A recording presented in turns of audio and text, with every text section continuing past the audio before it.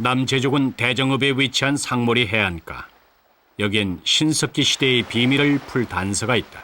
7,000년 전 것으로 밝혀진 호모사피엔스의 발자국 화석 100여 점. 그것은 한반도 신석기 시대 사람이 살았다는 확실하고도 유일한 증거였다. 사슴과 말, 코끼리 발자국 화석도 다량 발견돼 당시 제주의 환경과 삶의 부분이나마 알 수 있게 됐다. 한반도 신석기 시대의 가장 큰 미스터리는 기원전 10,000년부터 6,000년 사이 한반도 역사의 공백이다. 그 시대를 말해주는 유물도 유적도 발견하기 힘들기 때문이다. 대체로 10,000년에서 한 5,000~6,000년 전까지는 전 세계적으로 해수면이 계속 상승하고 있었던 시기입니다. 대체로 굉장히 빠르게 상승을 하다가 5,000~6,000년경의 정점에 이르러서 현재와 같은 해수면으로 안정되게 되는데요. 따라서 한 8,000년, 10,000년 전이라 하면 특히 우리나라 서해안과 같은 지역의 경우에 현재보다 훨씬 더 멀리 나간 때까지 육지가 있었을 가능성이 높습니다. 그렇게 본다면 이런 시기의 유적 중에 일부는 현재의 바다, 즉 서해안 바다의 밑에 있을 가능성이 있습니다. 제주도의 고산리 유적에서 발견된 고산리식 토기. 갈색의 무늬가 없는 것이 특징인 이 토기는 한반도에서 출토된 적이 없는 형태로 우리나라 최초의 토기로 알려져 있다.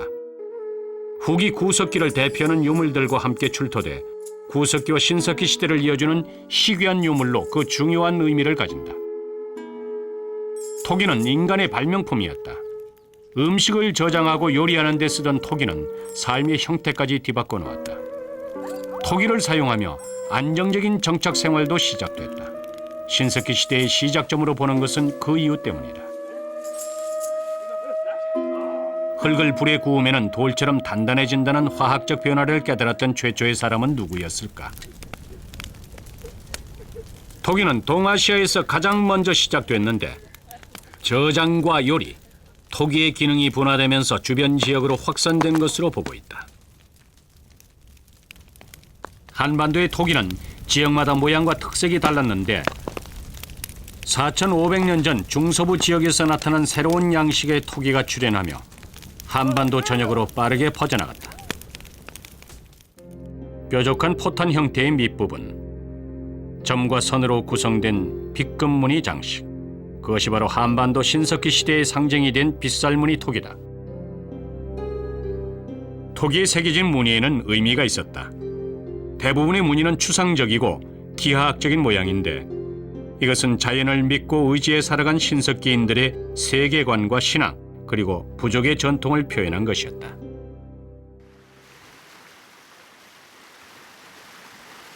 울산을 가로지르는 태화강 상류. 그곳 반구대 절벽엔 신석기 시대를 재구성할 놀라운 키워드가 숨어있다. 바로 암각화다. 사슴과 멧돼지 같은 육상동물과 사람들의 모습까지 총 300여 점의 그림이 조각되어 있는데 놀라운 것은 그중 40여 점이 고래 그림이라는 것이다. 그것은 실제 있었던 일을 그려놓은 것일까?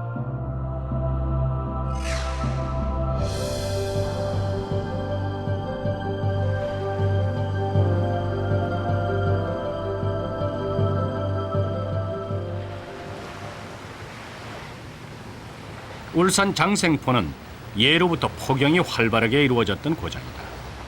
포경업이 전성기를 맞았던 70년대인 한 해 1,000마리가 넘는 고래가 잡히기도 했다.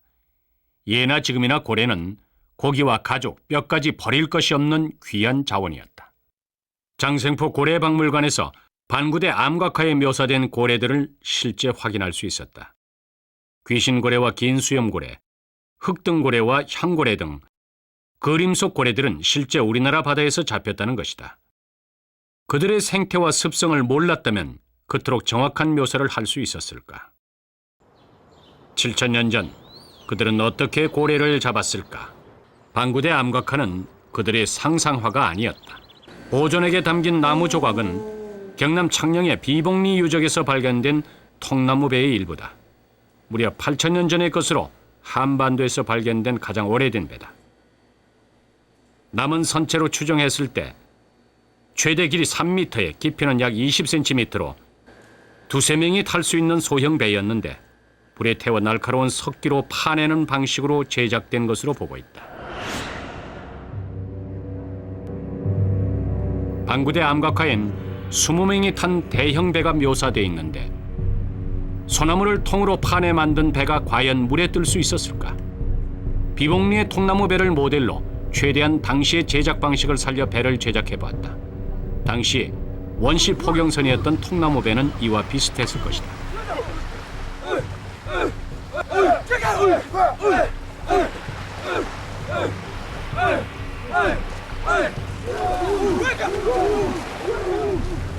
(7,000년) 전 그들이 가진 무기는 날카로운 석기를 장착한 작살과 고래가 바닷속으로 가라앉지 못하게 해주는 부구뿐이었다.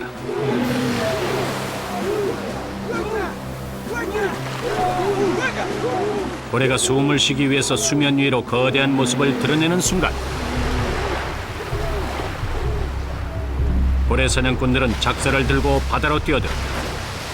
철저하게 고래의 습성과 생태를 파악했기 때문에 그들은 성공할 수 있었다.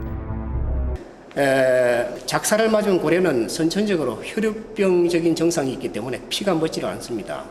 그렇기 때문에 작살을 맞은 고래는 쉽게 잡을 수 있었다는 얘기죠.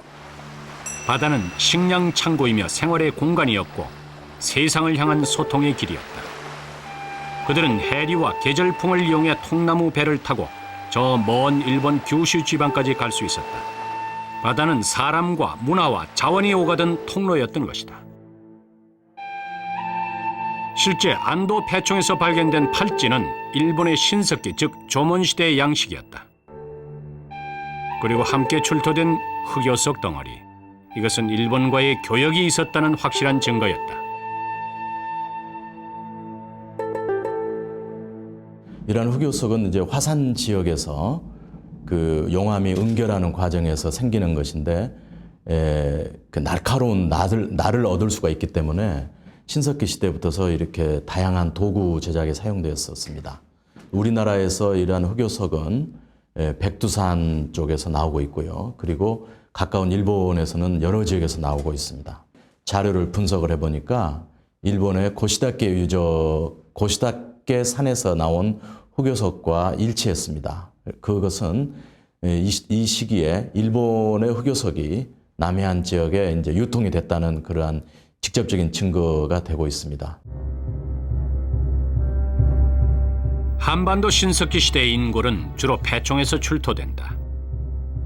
조개 껍질의 칼슘이 인골이 산화되는 걸 막아주기 때문이다. 통영 연대도에서 발견된 인골들은 공통적으로 유난히 치아가 깨끗하고 충치가 없었는데 그 이유는 탄수화물 섭취가 적었기 때문이었다. 우리나라의 경우에도 신석기 시대가 시작되자마자 농경을 하지 않습니다. 어느 정도 상당한 시간이 흐른 후에 농경이 조금씩 도입이 되게 되는데 역시 이것도 농경을 구태여 할 필요가 없었기 때문이라고 생각을 합니다. 다시 말해서 농경을 하지 않아도 일상생활을 하고 식량을 구하는 데 커다란 지장이 없었다. 인골은 무엇을 먹고 어떻게 살았는지 당시의 삶을 재구성하는 데 결정적인 단서가 된다. 통영 연대도에서 발견된 15개의 인골은 약 4,000년 전 것으로 신석기 시대 인골 중 가장 독특한 특징을 보여준다. 그중 특이한 인골 하나, 귓구멍이 반쯤 막혀 있는데 고막 안쪽의 뼈가 변형돼 튀어나왔기 때문이다. 인골의 주인은 20대의 여성으로 그녀에게 무슨 일이 있었던 것일까?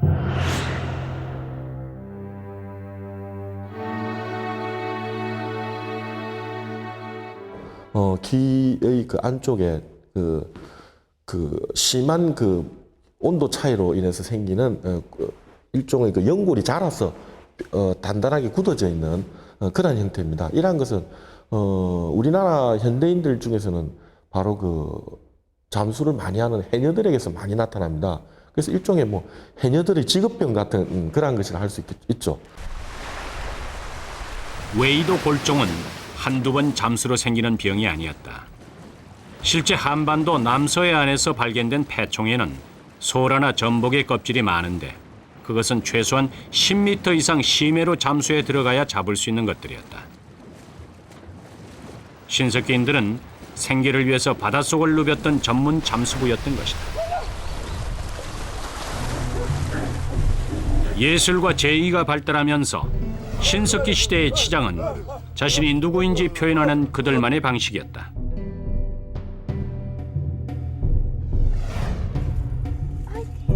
특히 아프리카 원주민들에게도 볼 수 있는 귓볼을 뚫고 다는 귀걸이는 특별한 의식에 사용된 것으로 보인다.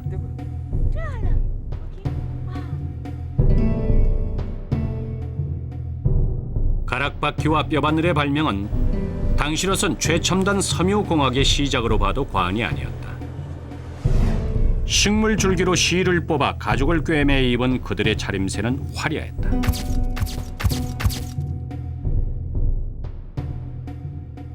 혈연으로 이루어진 시종마을에서 근친혼은 금기였기 때문에 이웃 부족과 신부감을 교환했던 신석기 사람들.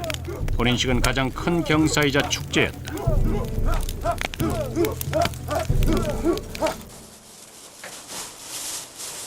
안도 패총에서 아주 특별한 인골 두 구가 발견됐다. 30대의 남성과 20대 여성 인골로 남성은 보기 드물게 160cm가 넘는 장신이었다. 특이한 것은 보통 단독으로 매장되는 풍습과 달리 남녀가 합장됐다는 것이다. 왼쪽의 여성이 오른쪽에 누운 남성의 팔에 손을 얹은 자세 역시 6천년 전 당시 매장 풍습으로는 볼 수 없는 것이었다. 그들은 대체 무슨 관계였을까? 당시에 그 장례식에 참석했던 사람들, 그 사람들은 뭔가 그 두 사람을 갖다가 같이 묻고 싶어 했던 그 두 사람에 대한 살아있을 때의 그 이미지가 그대로 무덤의 그 매장 형태까지 반영되지 않았나. 또한 그 연령대의 나이가 되려 원시 사회라는 이미지에서 생각하는 것보다 지금이나 또는 근대의 뭐 부부적인 그런 이미지가 더 강하게 반영되고 있는 것이 새로 알게 된 신석기 시대의 모습이 아닐까. 신석기 시대의 낭만적인 로맨스를 상상하게 해준 두 남녀의 인물. 그들이 서로 사랑하는 부부였는지 우리는 아직 알 수 없다. 장례식을 행한 이들이 두 남녀가 살아있을 때의 애틋했던 감정을 무덤에 표현했을 것이라 추측할 뿐, 그들이 바다를 배경으로 일구었던 풍요롭고 평화로운 사회는 잊혀진 먼 과거였다.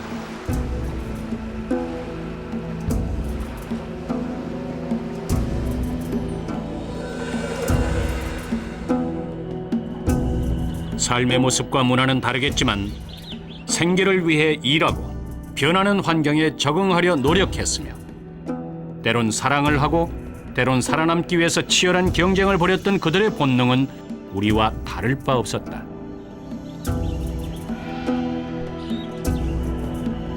그들의 후예는 문자를 발명하고 대도시를 건설하며 눈부신 문명시대를 열었다.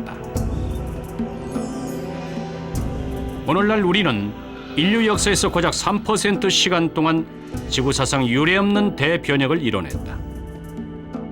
그러나 과연 우리가 그 역사의 종착점이라고 말할 수 있을까?